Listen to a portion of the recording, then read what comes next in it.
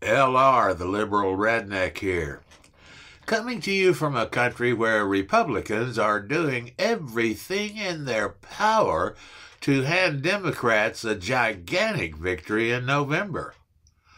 The current Republican-controlled, by the slimmest of margins, House of Representatives has had more resignations than bills passed.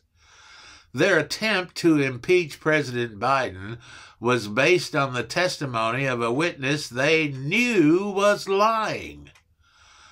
Their response to President Biden's powerful State of the Union address was a pathetic embarrassment.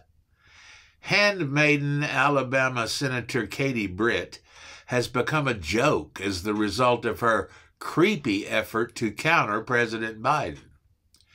She blamed President Biden's border policy for the tragic story of a young girl who was the victim of sex trafficking, when in reality, the story actually happened when George W. Bush was president. They have confirmed the most flawed individual in the history of politics to be their candidate for president in 2024.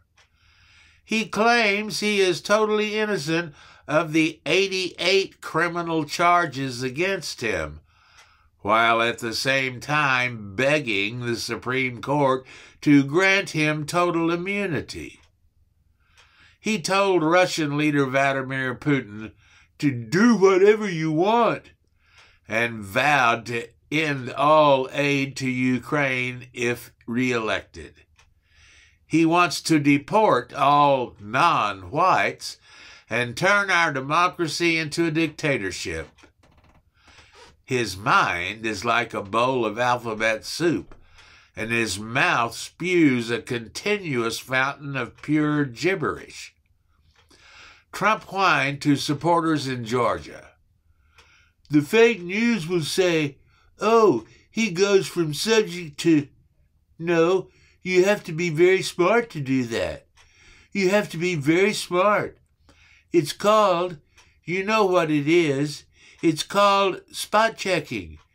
You're thinking about something when you're talking about something else. Bop, bop, bop, bop, bop, bop, bop. And then you get back to the original, and they go, holy shit, did you see what he did?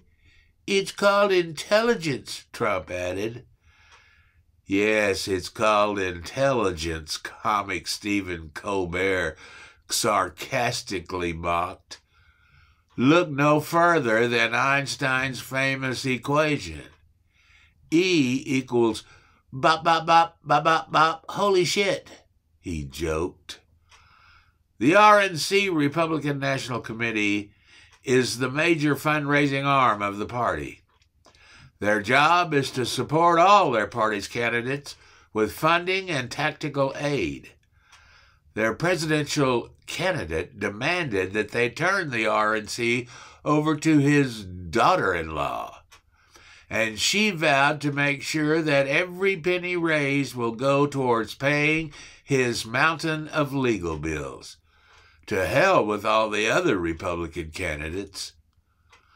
Mentally challenged Republican Congresswoman Marjorie Taylor Greene celebrated the destruction of the RNC, not realizing she was losing her main source of campaign funding.